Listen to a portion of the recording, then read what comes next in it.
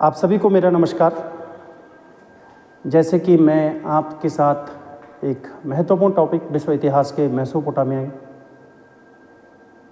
को आपके साथ चर्चा कर रहा हूं और आज इसी टॉपिक में मैं आपके साथ साझा करने वाला हूं मेसोपोटामिया की जो मुद्रा व्यवस्था थी उस मुद्रा व्यवस्था को देखने का प्रयास करते हैं।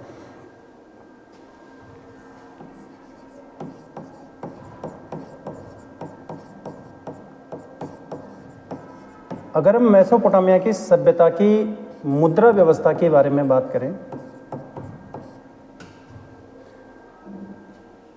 मुद्रा यानी जिसका इस्तेमाल वो वस्तुओं की खरीद फरोख्त के लिए करते थे, वस्तु विनिमय के लिए जिस चीज़ का इस्तेमाल वो करते थे उसी को हम मुद्रा कहते हैं।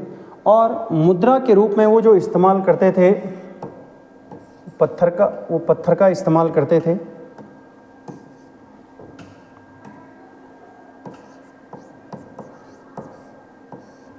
मिट्टी का इस्तेमाल करते थे।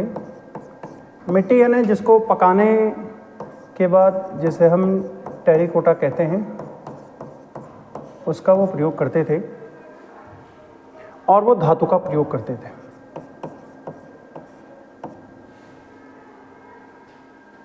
परीक्षा के दृष्टिकोण से अगर देखें, जो सब्जेक्टिव एग्ज़ाम की तैयारी कर रहे हैं उनके लिए अगर इस टॉपिक से अगर कोई सवाल आता है तो वो धातु की जो मुद्राएं हैं,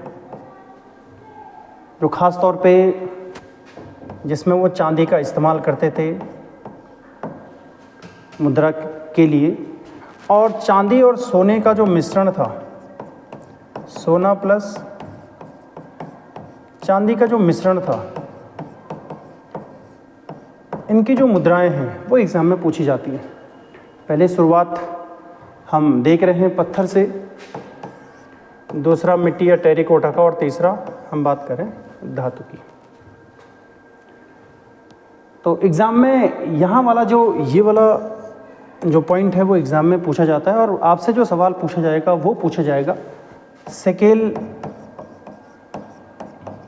जो मुद्रा थी वो किस धातु से जुड़ी हुई थी।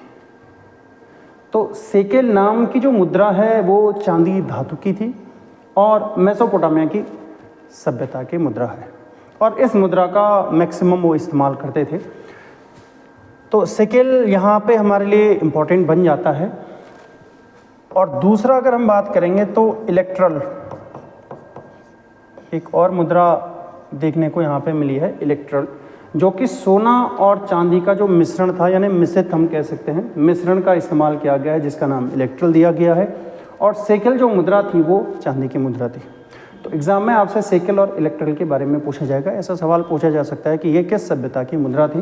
तो मेसोपोटामिया की सभ्यता की ये मुद्रा है सेकेल और इलेक्ट्रल। बाकी हम पत्थर की बात कर लेते हैं। पत्थर की वो मुद्राएं कैसे बनाते थे।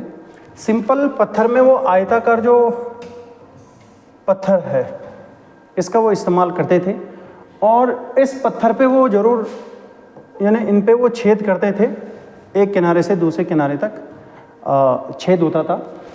ये अंदर से बिल्कुल इस पे छेद है और इस पे वो रस्सी का इस्तेमाल करते हैं, यानी डोरी का वो इस्तेमाल करते थे। तो पत्थर की मुद्राएं हमें यहाँ देखने को मिली हैं। और दूसरा अगर हम बात करेंगे तो मिट्टी की भी यहाँ पे मुद्राएं मिली हैं। मिट्टी की मुद्राओं के लिए वो चिकनी मिट्टी का इस्तेमाल करते हैं।